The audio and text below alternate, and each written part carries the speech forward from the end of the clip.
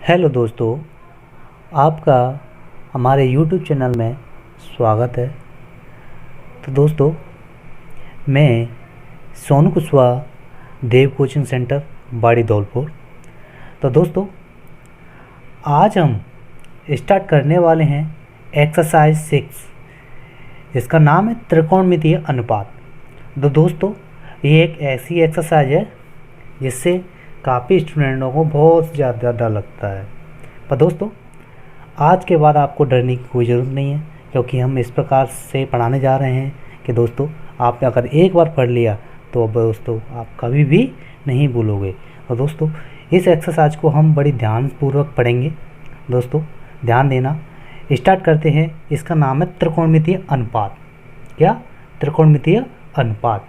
तो दोस्तों, त्रिकोणमितीय अनुपात का मतलब होता है, तो दोस्तों, त्रि माने होता है 3, कोण माने कोण, मिति यानी कि ज्यामिति, ज्यामिति माने आकृतियाँ, यानी कि 3 कोणों वाली ज्यामिति यानी कि आकृति क्या होती है? त्रिभुज होती है। दोस्तों, ये एक्सरसाइज एक त्रिभुज के द्वारा बेस्ड है, त्रिभुज पर आधारित प्रश्नावली है। यानी कि ये इस प्रश्नावली में हम एक समकोण त्रिभुज के द्वारा पढ़ते हैं। दोस्तों, इस प्रश्नावली में यानी कि त्रि माने 3 यानी कि 3, कोण माने कोण यानी कि 3 कोण, मिति माने ज्यामिति यानी कि 3 कोणों वाली ज्यामिति होती है, वो क्या होती है? हमारी त्रिभुज होती है। तो दोस्तों, 3 कोणों से बनी आकृति होती है, वो क्या होती है? त्रिभुज होती है। दोस्तों, इसमें हम एक समकोण त्रिभुज लेके चलते हैं, ABC।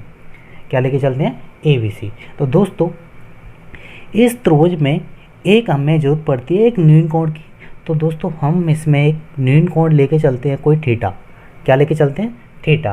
तो दोस्तों, ये थीटा डिसाइड करता है कि हमारे इस त्रिभुज में कौन सी भुजा आधार है और कौन सी भुजा लंब है। तो दोस्तों, ये थीटा जिस भुजा पर बना होता है वो होता है हमारा आधार।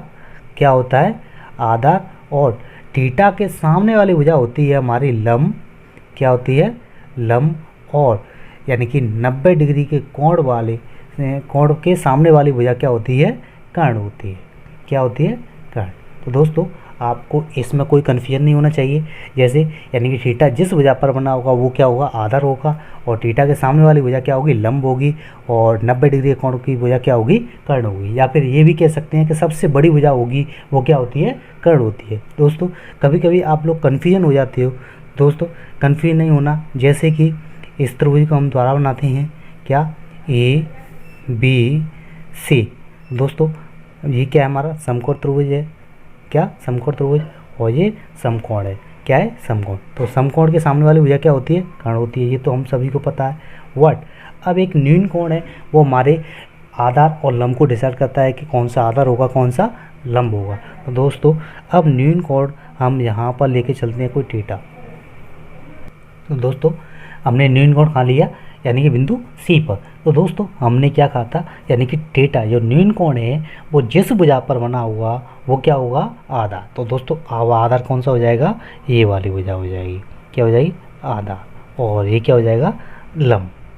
तो दोस्तों, हमें कन्फ्यूज नहीं होना है कि कौन सा आधार होगा, कौन सा लंब होगा। तो ध्यान रखना है हमें कि थीटा जिस भुजा पर बना होगा वो क्या होता है? आधार होता है। और लंब यानी कि थीटा के सामने वाली भुजा की क्या होती है? लंब होती है। और जबकि समकोण के सामने वाली भुजा कर्ण होती है, या फिर सबसे बड़ी भुजा होती है वो क्या होती है? कर्ण होती है। तो दोस्तों, अब स्टार्ट करते हैं कि अब हमारे साइन कॉस टेन ये यानी कि त्रिकोणमितीय अनुपात हैं, सरसम का है, उनका यूज कैसे करेंगे और उनकी कैसे उनको पढ़ेंगे, आगे उनको देखते हैं। तो दोस्तों, हम इस त्रिभुज के अकॉर्डिंग सभी ससमकाओं को देखेंगे। यानी कि ये त्रिभुज है, इसके अकॉर्डिंग देखा जाएगा। तो दोस्तों, यदि लंब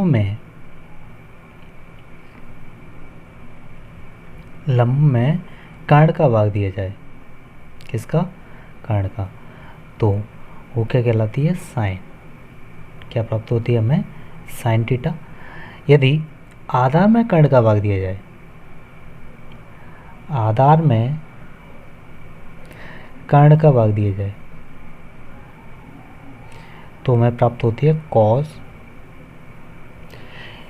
यदि यानी कि लंबों में कर्ण का भाग दिया जाए तो साइन, और आधा में कर्ण का भाग दिया जाए तो कॉस कॉस थीटा। यदि लंब में, किसमें, लंब में आधार का भाग दिया जाए, इसका आधार का भाग दिया जाए तो क्या प्राप्त होती है हमें, टेन थीटा। यदि आधार में लंब का भाग दिया जाए, आधार में लंब का भाग दिया जाए तो क्या प्राप्ति होती है, कॉट थीटा। यदि किसमें, कर्ण में आधार का भाग दिया जाए, कर्ण में आधार का भाग दिया जाए तो हमें प्राप्त होती है सेक थीटा। और कर्ण में लंब का भाग दिया जाए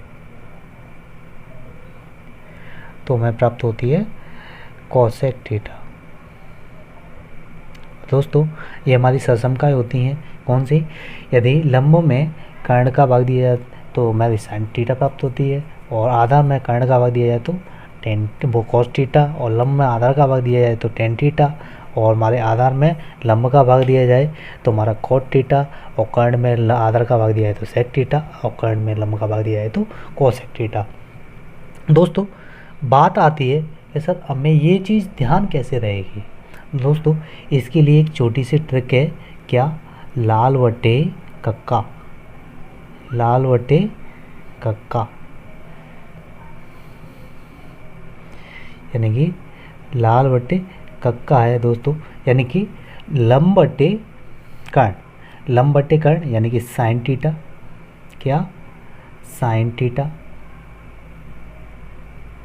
और आधा बटे कर्ण की बात आती है तो कॉस थीटा, और जबकि लंब बटे आधार की बात आती है, किसकी, लंब बटे आधार की बात आती है तो टेन थीटा, क्या, टेन थीटा।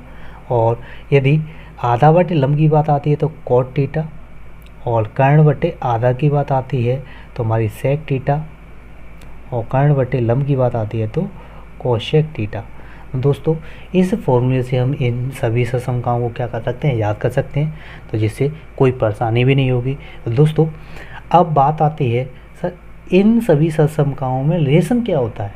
तो दोस्तों हमारी तीन ससमका तो एग्जस्ट मोस्टली होती हैं, और दोस्तों जैसे साइन थीटा, ठीक है, और कॉस थीटा, हमारी टेन थीटा। दोस्तों साइन थीटा, साइन थीटा क्या होती है, लंब बटे कर्ण। तो दोस्तों अगर देखा जाए तो क्या, कर्ण बटे लंब, क्या है हमारी, कर्ण बटे लंब, वो क्या, यानी कि कर्ण बटे लंब है वो क्या है, यानी कि साइन की क्या है, उल्टी, यानी कि इसे हम क्या लिख सकते हैं, एक बटे कोसेक थीटा, क्या लिख सकते हैं, एक बटे कोसेक थीटा। यदि दोस्तों और कॉस थीटा क्या होता है, आधा बटे कर्ण, और हमारा सेक थीटा क्या होता है, कर्ण बटे आधार, क्या है हमारी, कर्ण बटे आधार, यानी कि कर्ण बटे आधार है, यानी कि इसे हम क्या लिख सकते हैं, एक बटे सेक थीटा। और यानी कि टेन थीटा होता है हमारा लंब बटे आधा, जबकि आधा बटे लंब क्या होता है, कॉट थीटा, यानी कि इसे हम लिख सकते हैं एक बटे कॉट थीटा। तो दोस्तों ये ससमकाएँ वो इन ससमकाओं क्या क्या होती हैं, उल्टी होती हैं। दोस्तों अगर ये चीज़ थोड़ी अटपटी सी लग रही है तो दोस्तों इसके लिए हम थोड़ी सी एक दूसरी ट्रिक लेके आए हैं, जैसे इनको कैसे रिलेशन में याद रखें। तो दोस्तों ये क्या है, साइन थीटा, कॉस थीटा और tan theta, cot theta, sec theta, cosec theta. दोस्तों एक आज कहानी सुनाते हैं, क्या, यानी कि एक गांव में तीन भाई थे। कौन थे, तीन भाई थे, जिसमें सबसे बड़ा भाई साइन थीटा था, उससे बड़ा छोटा कॉस थीटा और सबसे छोटा टेन थीटा था। दोस्तों अब बात आई दूसरे गांव में 3 बहन थी, जिनमें से सबसे छोटी सेम बहन थी कॉट थीटा, सबसे बड़ी बहन थी, उससे बड़ी बहन थी सेक थीटा, और सबसे बड़ी बहन थी कोसेक थीटा। दोस्तों ये तीनों भाई इन तीनों बहन से क्या करते हैं, शादी करते हैं। तो दोस्तों साइन थीटा सबसे बड़ा भाई है, तो दोस्तों यानी कि ज़रूरी सी बात है कि लगभग साइन थीटा की शादी सबसे पहले होनी चाहिए। तो दोस्तों साइन थीटा जाता है शादी करने के लिए, तो साइन थीटा अपने भाइयों से कहता है, देखो देखो भाइयों, मैं सबसे बड़ा हूँ, तो सबसे बड़ी बहन इनमें से सबसे बड़ी बहनों को मैं शादी करूँगा, सबसे बड़ी बहन होगी उससे क्या करूँगा, मैं शादी करूँगा। दोस्तों साइन थीटा गया इस गांव में, ढूंढते ढूंढते उसे कॉट थीटा छोटी लगी, सेक थीटा छोटी लगी, तो कोसेक थीटा क्या लगी, बड़ी। तो साइन थीटा ने कोसेक थीटा से क्या कर लिया, शादी कर ली, यानी कि ब्याह कर लिया। यानी कि साइन थीटा का रिलेशन किससे बन गया, कोसेक थीटा थे। तो दोस्तों साइन थीटा का रिलेशन किससे बन गया, कोसेक थीटा थे, और वो भी कैसा, उल्टा रिलेशन है, ठीक है, क्योंकि दोनों के कैसे अलग अलग गाँव के हैं। तो दोस्तों बात आती है कोस थीटा और टेन थीटा की। दोस्तों अब कोस थीटा टेन थीटा लगभग एक जैसे ही थे, थोड़ा सा ही फर्क था, क्योंकि आप देख भी सकते हो, यानी कि इनमें थोड़ा सा ही फर्क है। बात चलती इन दोनों बहनों की, इन दोनों बहनों में भी थोड़ा सा फर्क था। क्या, यानी कि एक तो कॉट थीटा, एक सेक थीटा, यानी कि अगर अक्षरों से भी देखा जाए तो ये भी 3 अक्षर का, ये भी 3 अक्षर का, और इन तीनों बहनों में, दोनों बहनों में देखा जाए तो ये भी 3 अक्षर की, ये भी 3 अक्षर की। दोस्तों अब ये कहने लगे दोनों भाई कि अब मेरे पर भी नहीं रहा जा रहा, अब मेरे पर भी नहीं रहा जा रहा, बड़ा भाई तो हमारा शादी करके आ गया, लेकिन हम दोनों छोटे छोटे हैं तो हम शादी नहीं कर पा रहे। तो दोस्तों बात चलती, अब दोनों में बहसबाजी हो गई। तो दोस्तों इसके बड़े भाई ने एक शर्त लगाई, अब तुम दोनों को करनी होगी रनिंग, यानी कि रेस लगानी होगी। दोस्तों जो सबसे पहले जिस लड़की के पास में पहुंचेगा वो उससे शादी करेगा। तो दोस्तों टेन थीटा और कॉस थीटा अपने अपने स्थान से दौड़ना स्टार्ट करते हैं। टेन थीटा सबसे पहले कॉट थीटा के पास पहुंच गया। किसके पास, कॉट थीटा के पास। तो टेन थीटा का रिलेशन किससे बन गया, कॉट थीटा से बन गया, और जबकि कॉस थीटा का रिलेशन बची दूसरी बहन यानी किससे, सेक थीटा से बन गया। तो दोस्तों यानी कि कॉस थीटा का रिलेशन तो सेक थीटा से हो गया और टेन थीटा का रिलेशन कॉट थीटा से हो गया। तो दोस्तों ये एक दूसरे के क्या बोलते हैं, उल्टे होते हैं। अगर कोसेक थीटा को देखा जाए तो वो हमारी 1/sin थीटा भी होती है, यानी कि साइन थीटा का उल्टा होता है।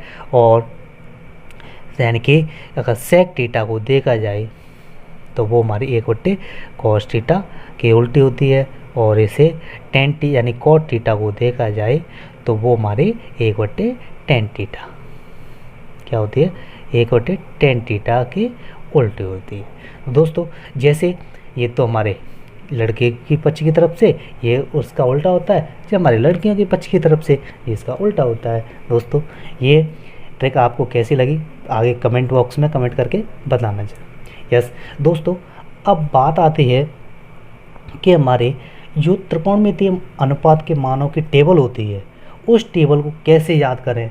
बात उस टेबल में हमें कई परेशानी खड़ी हो जाती हैं, उस टेबल को हम जल्दी से याद नहीं कर पाते हैं। तो दोस्तों उस टेबल को आज बड़े आसान से तरीके से पढ़ेंगे हम। तो दोस्तों स्टार्ट करते हैं उस टेबल को बनाना। तो दोस्तों अब हम सीखते हैं त्रिकोणमितीय टेबल को बनाना, यानी कि सारणी को कैसे बनाते हैं। तो दोस्तों आप लोगों ने बचपन में ट्रेनें काफ़ी देखी होंगी, और हो सकता है अब कई लोग तो ट्रेन चलाने के सपने भी देख रहे हों। तो दोस्तों आज हम ट्रेन के बेस पर इस टेबल को बनाते हैं। दोस्तों देखिए जैसे कि हम बचपन में कितने छोटे होते हैं, नादान होते हैं। तो दोस्तों हम पर कुछ भी नहीं आता, जैसे हमने मान लिया कि हम पर कुछ भी नहीं आता, तो हम पर केवल और केवल 0 से लेकर के 4 तक गिनती आती हैं। 1 2 ये 3 और ये 4। और दोस्तों हम पर क्या आता है, 4 तक गिनती आती हैं। तो दोस्तों हमने 0 से लेकर के 4 तक क्या लिख ली, गिनती लिख ली। तो दोस्तों अब अगर हमने गिनती लिखनी है तो दोस्तों अब इसमें हम क्या करें, 4 का डिवाइड करें, क्योंकि हम पर 4 से ज़्यादा भाग देना भी नहीं आता, क्योंकि हम तो बहुत छोटे हैं। तो दोस्तों 4 का हमने क्या दिया, भाग दिया। तो दोस्तों हमें क्या प्राप्त हुई, 4 का भाग 0 में देंगे तो क्या 0, या 1 का भाग 4 में देंगे तो यानी कि 1/4 ही आएगा, क्योंकि हम पर सही तरीके से भाग देना भी नहीं आता, क्योंकि हम अभी क्या है, बच्चे हैं। यानी कि दोस्तों और 2 यानी कि 2 में 4 का भाग देंगे, लेकिन 2 से 4 कट रहा है, तो इसका मतलब क्या 1/2, और 3 में भाग जा नहीं रहा, तो हम क्या लिखते हैं 3/4, और 4 में भाग देंगे तो 4। तो दोस्तों हमने यहाँ पर क्या दिया, भाग, क्या दिया, भाग दिया। अब दोस्तों इसका हमें लेना है वर्गमूल, क्या लेना है, वर्गमूल। तो दोस्तों अब लेते हैं इसका वर्गमूल। जैसे 0 का वर्गमूल कितना होता है 0, 1 का वर्गमूल 1, और 4 का वर्गमूल कितना होता है 2। दोस्तों 1 का वर्गमूल कितना होता है 1, और 2 का वर्गमूल होता नहीं है, होता है तो पॉइंटों में आता है, तो हम लिख देंगे √2। और 3 का वर्गमूल भी पॉइंटों में आता है, तो हम इसे लिख देंगे √3। और 4 का वर्गमूल होता है 2, और जबकि 1 का वर्गमूल क्या होता है 1 होता है। तो दोस्तों ये हमारी जो वैल्यू आई हैं, ये सभी वैल्यू आई हैं, वो क्या है, हमारी साइन थीटा की वैल्यू हैं। जैसे 0 की वैल्यू तो हमारी 0 है, और 30 की वैल्यू 1/2, और 45 की वैल्यू 1/√5 सॉरी √2, और 60 की वैल्यू √3/2, 3/2, और हमारे 90 की वैल्यू 1। तो दोस्तों अब बारी आती है ट्रेन चलाने की। तो दोस्तों जैसे रेलगाड़ी में इंजन कहाँ पर होता है, आगे आगे, इंजन कहाँ चलता है, हमारा आगे आगे चलता है, और पीछे पीछे क्या चलते हैं, डिब्बे। तो जैसे हमने मान लिया अब हम ट्रेन को इधर से लेके आ रहे हैं, तो दोस्तों इसका मतलब इंजन कहाँ आ गया, यहाँ पर आ गया, और डिब्बे यहाँ ये रहे। तो अब इंजन को इस साइड हम मोड़ें, क्या करें, इस साइड टर्न करें। तो दोस्तों यानी कि जैसे ही इंजन को मोड़ेंगे तो डिब्बे कहाँ आएंगे, पीछे की तरफ किसकित के आएंगे। तो इसका मतलब हमने इंजन को ला करके यहाँ रख दिया, यानी एक को यहाँ से ला करके कहाँ रख दिया, यहाँ पर रख दिया। दोस्तों इसका मतलब ये डिब्बा कहाँ जाएगा, इसके यहाँ पर आ जाएगा, इसके जस्ट पीछे। तो दोस्तों √3/2, और ये डिब्बा हमारा यहाँ पर 1/√2, और ये डिब्बा यानी कि यहाँ पर 1/2, और ये डिब्बा कहाँ पर, यहाँ। तो दोस्तों ये किसके मान हो गए, कॉस के मान हो गए। अब बात आती है टेन थीटा का मान, क्या, टेन थीटा का मान। तो दोस्तों हमने पढ़ा था कि टेन थीटा क्या होती है, हमारी साइन थीटा बटे कॉस थीटा, क्या, कॉस थीटा, साइन थीटा बटे कॉस थीटा। दोस्तों ये इस फॉर्मूला होता है हमारे टेन थीटा का।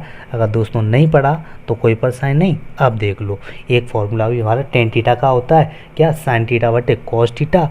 और यानी कि और कोई 1-2 फॉर्मूले और बचे हैं, उन फॉर्मूलों को अभी डिस्कस कर लेंगे उन्हीं फॉर्मूलों के साथ में।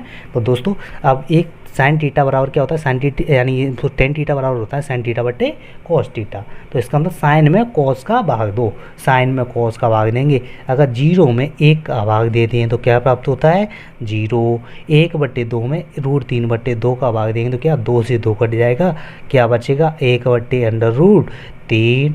और 1 का भाग 1 में देंगे तो 1 बार, √2 का भाग √2 में देंगे तो 1 बार, 2 से 2 कट गया तो क्या बचा √3/1। तो क्या लिखेंगे √3 ही लिखेंगे। और 0 का भाग अगर 1 में देते हैं तो अनंत प्राप्त होता है, क्या प्राप्त होता है, अनंत। और दोस्तों अब दोबारा से ट्रेन चलाते हैं, इसी प्रकार हमने ऊपर ट्रेन चलाई थी तो हम अब इधर भी ट्रेन चलाते हैं। तो दोस्तों ये हमने क्या मान लिया, इंजन, और ये सभी डिब्बे। तो इंजन हमारा यहाँ पर आ गया, तो डिब्बे कहाँ पर आएंगे, यहाँ पर आएंगे, यानी कि ये हमारे क्या आ गए, डिब्बे आ गए।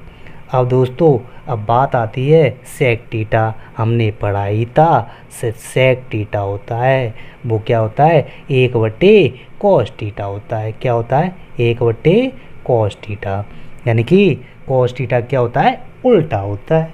तो इसका मतलब cos थीटा क्या कर दें, उल्टा कर दें।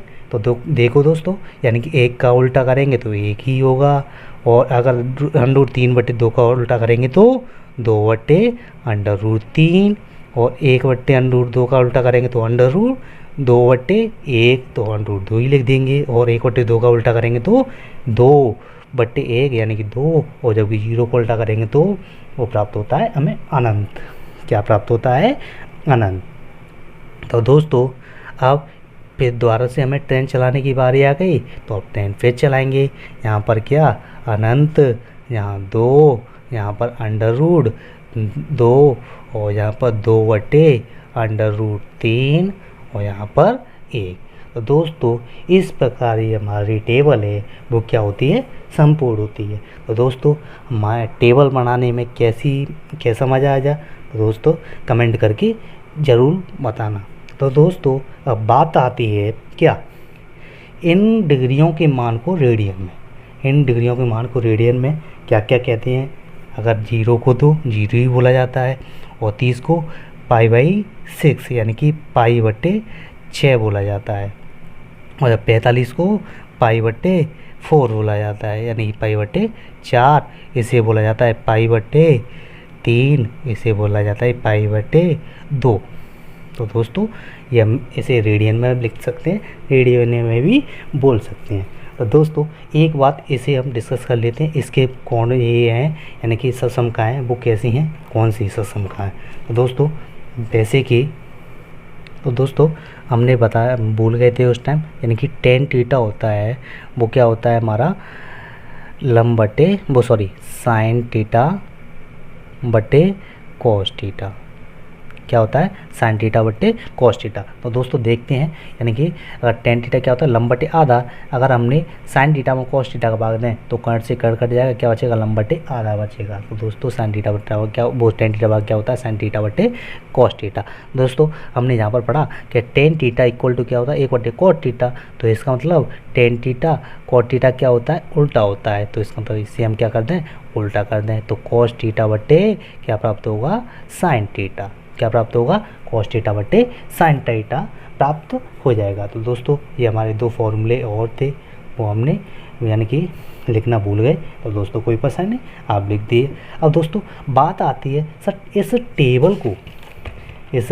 टेबल को सारणी को कैसे याद करें, यानी कि इसका याद करने का तरीका क्या है, इसे कैसे हम याद कर सकते हैं। तो दोस्तों इसके लिए भी हम एक आसान सा तरीका लेके आए हैं, दोस्तों इसे ज़रूर देखें।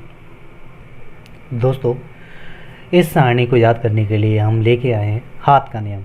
दोस्तों इस हाथ की कढ़ाई पर मत जाना दोस्तों, वो तो वैसे ही बना दिया है अब, लेकिन हम इसके सेंस को समझते हैं। दोस्तों हाथ के नियम से हम पढ़ेंगे यानी कि साइन थीटा। क्या, साइन थीटा और एक कॉस थीटा, यानी कि दोस्तों हम साइन थीटा कॉस थीटा से पूरी सारणी को हम आसानी से बना सकते हैं। लेकिन अब साइन थीटा कॉस थीटा के वैल्यू हैं, उनके वैल्यू निकालेंगे, और अगर टेन थीटा की वैल्यू निकालनी हो तो हमें पता ही है कि टेन थीटा इक्वल टू क्या होता है, साइन थीटा बटे कॉस थीटा। क्या होता है, साइन थीटा बटे कॉस थीटा होता है। दोस्तों साइन थीटा के लिए हम इस हाथ के नियम में क्लॉकवाइज चलेंगे। क्या, क्लॉकवाइज।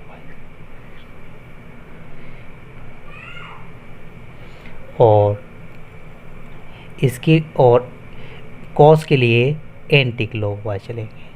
क्या चलेंगे, एंटी क्लॉकवाइज। दोस्तों हाथ के नियम में साइन थीटा के लिए हम क्लॉकवाइज चलेंगे, या और कॉस के लिए एंटी क्लॉकवाइज, यानी साइन के लिए कैसे, क्लॉकवाइज यानी कि घड़ी की दिशा में, यानी घड़ी की कैसे चलती है, ऐसे चलती है तो घड़ी की दिशा में चलेंगे। और कॉस के लिए हम एंटी क्लॉकवाइज चलेंगे, यानी कि उल्टी चलेंगे, घड़ी की विपरीत दिशा में। तो दोस्तों हम स्टार्ट करते हैं, यानी कि ये 0 डिग्री, ये हमारा 30 डिग्री, ये 45 डिग्री, और ये हमारा 60 डिग्री, और ये 90 डिग्री। दोस्तों हमने ये हाथ ले लिया, हाथ पर हमने नंबरिंग कर लिया, यानी 0 डिग्री, यानी कि 30 डिग्री, 45 डिग्री, यानी आपके 60 डिग्री और 90 डिग्री। जैसे दोस्तों यानी कि 0 डिग्री, 30 डिग्री, 45 डिग्री, 60 डिग्री और 90 डिग्री। दोस्तों इसी प्रकार हमने हाथ के नियम को स्टार्ट किया है, हाथ के नियम को लेकर के हम चलेंगे। तो दोस्तों अगर बात आती है इनमें साइन में, पहले स्टार्ट करते हैं साइन को। किसको, साइन को। साइन में किसी मान को निकालना हो, अगर हमने देखा जाए साइन 30, किसको, साइन 30, हमें साइन 30 का मान निकालना हो, तो दोस्तों हमें साइन 30 का मान कैसे निकालेंगे, यानी कि साइन 30 साइन में कैसे चलता है, क्लॉकवाइज, यानी कि ऊपर से नीचे की ओर, यानी कि साइन में कैसे चलते हैं, क्लॉकवाइज, यानी कि ऊपर से नीचे की ओर, ये किस में चलते हैं, साइन में चलते हैं, और साइन थीटा के लिए। और नीचे से ऊपर की ओर चलते हैं, वो किस में चलते हैं, कॉस में, यानी कि एंटी क्लॉकवाइज चलते हैं। दोस्तों कोई परेशानी नहीं, साइन थीटा यानी 30 कहाँ है, ये रहा। 30 के नीचे कितनी उंगलियां हैं, एक, कितनी, एक। इसमें हमें 4 का क्या देना है, भाग देना है। क्या देना है, 4 का भाग। और दोस्तों जो भी संख्या है उस संख्या का क्या लेना है, वर्गमूल लेना है। क्या लेना है, वर्गमूल। तो 1 का वर्गमूल 1 और 4 का वर्गमूल 2। तो दोस्तों साइन 30 का मान होता है 1/2। कितना होता है, 1/2। अगर देखा जाए कितना, साइन 90 का मान, कितने का, साइन 90 का मान। तो दोस्तों साइन 90 कहाँ पर है, ये रही। यानी कि हमें कैसे चलना है, यानी कि क्लॉकवाइज, यानी कि नीचे की ओर। कहाँ पर, नीचे की ओर। तो यानी 90 के नीचे कितनी उंगलियां हैं, 1 2 3 4। कितनी उंगलियां, 4, यानी कि 4। और दोस्तों इस संख्या में 4 का क्या देना है, भाग देना है। हमेशा कोई सी भी संख्या आए उस संख्या में क्या देना है, 4 का भाग देना है। जो संख्या प्राप्त हो उसका क्या लेना है, वर्गमूल। तो दोस्तों इसका क्या लेंगे, वर्गमूल लेंगे। यानी 4 का भाग 4 में देंगे एक बार, और 1 का वर्गमूल कितना आता है, 1 आता है। कितना आता है, 1। तो दोस्तों साइन 90 का मान कितना प्राप्त होता है, 1 प्राप्त होता है। अगर दोस्तों देखा जाए साइन 60 का मान, किसका, साइन 60 का मान। तो दोस्तों साइन 60 कहाँ पर है, जी रही। 60 के नीचे कितनी उंगली, 1 2 3। कितनी उंगली, 3। और दोस्तों यानी कि इसमें किसका भाग देना है, 4 का। किसका भाग देना है, 4 का। तो दोस्तों अब इसका संख्या का क्या लेना है हमें, वर्गमूल। क्या लेना है, वर्गमूल। √3 का, यानी 3 का वर्गमूल कितना होता है, √3। और जबकि 4 का वर्गमूल 2 प्राप्त होता है। तो इसका मतलब दोस्तों साइन 60 का मान कितना, √3/2। कितना, √3/2। अगर हमने साइन 45 का मान देखा जाए, किसका, साइन 45 का मान। तो दोस्तों साइन 45 का मान कितना, यानी कि अब 45 के नीचे कितनी उंगली, 1 2। कितनी, 2, यानी कि 2। और दोस्तों हमें किसका भाग देना है, 4 का। किसका भाग देना है, 4 का। तो दोस्तों इस संख्या क्या लेना है, वर्गमूल। तो दोस्तों अब इसे काटेंगे तो कितना होगा, यानी कि 1/2। तो दोस्तों 1 का वर्गमूल कितना, 1, और 2 का वर्गमूल √2। तो दोस्तों यानी कि साइन 45 का मान कितना होता है, 1/√2 होता है। और दोस्तों अगर ऐसे ही हम सभी के मान निकाल सकते हैं। अगर देखा जाए यानी कि किसका, कॉस 0 का मान, किसका, कॉस 0, यानी कि कॉस 0 का मान देखा जाए, कॉस 0 डिग्री का कितना होता है। तो दोस्तों कॉस में कैसे चलते हैं हम, एंटी क्लॉकवाइज। बस इसी चीज़ का ध्यान रखना है, या क्लॉकवाइज चलना है या फिर एंटी क्लॉकवाइज चलना है। तो दोस्तों कॉस के लिए हम एंटी क्लॉकवाइज चलते हैं, जबकि साइन के लिए क्लॉकवाइज चलते हैं। तो कॉस 0 का मान कितना, यानी कि निकालना है। तो इसका मतलब कॉस 0 का मतलब नीचे से ऊपर की ओर चलना है। इसका मतलब कहाँ पर, यानी कि 1 2 3 4। कितनी उंगली हमारे, यानी 0 के ऊपर 1 2 3 4। तो टोटल 4 का क्या देंगे, भाग। और 4 का क्या देते हैं हम, भाग देते हैं। प्राप्त संख्या क्या लेते हैं, वर्गमूल लेते हैं। दोस्तों इसका मतलब क्या, यानी कि √1 का वर्गमूल कितना, 1। तो इसका मतलब कॉस 0 का मान कितना आ गया दोस्तों, 1 आ गया। अगर बात चले तो किसी भी संख्या का मान निकाल सकते हैं। क्या, कॉस 45 का मान निकाला जाए तो कॉस 45 का मान भी कितना होता है, 45 ही। इसका मतलब हम कॉस में क्या चलेंगे, एंटी क्लॉकवाइज, यानी कि ऊपर की ओर। 1 2 कितनी संख्या है, 2। और दोस्तों अब 2 में कितने का भाग देंगे, 4 का। प्राप्त संख्या क्या लेंगे, वर्गमूल। तो इसका मतलब हम किसी क्या लिख सकते हैं, इसे 1/2। तो इसका मतलब 1 और √2। तो दोस्तों कॉस 45 का मान कितना, 1/2। तो दोस्तों हम इसी प्रकार कॉस 60 का मान, कॉस 30 का मान, कॉस 45 का मान, कॉस 90 का मान, और या फिर किसी संख्या का मान निकाल सकते हैं। और दोस्तों अगर tan का मान देखा जाए, किसका, tan का। तो दोस्तों अगर tan कितने का, tan 45 का मान देखा जाए, तो दोस्तों हमें पता है तो tan 45 का मान निकालना होगा तो हमें साइन 45 के मान की और कॉस 45 के मान की जरूरत होगी। तो दोस्तों अगर tan 45 साइन 45 का मान कितना, 1/√2, 1/√2, और कॉस 45 का मान कितना, 1/√2। तो कोई परेशानी नहीं। तो बेटा यानी कि दोस्तों यानी कि 1/2 से 1/√2 कट, और कितने बार, 1 बार। तो दोस्तों साइन 45 का मान कितना, 1।